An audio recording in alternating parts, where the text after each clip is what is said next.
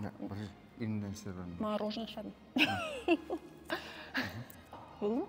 Чтобы быть хорошим актером, режиссером, обязательно получать профессиональное образование. Да, обязательно, конечно. Без этого никак. Обязательно, без этого никак.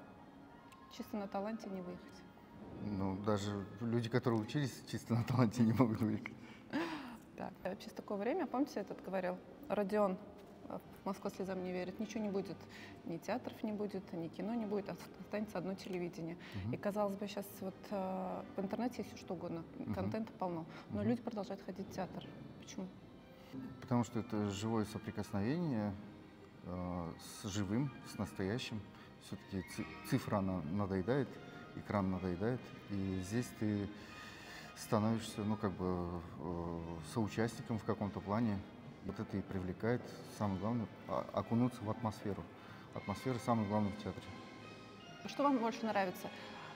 Самому ставить свои пьесы или когда ваши пьесы другие режиссеры ставят? Когда кто-то ставит твою пьесу, и там открывается что-то новое, даже то, что ты не знал, если это поставлено лучше, чем написано, тогда, конечно, приятно.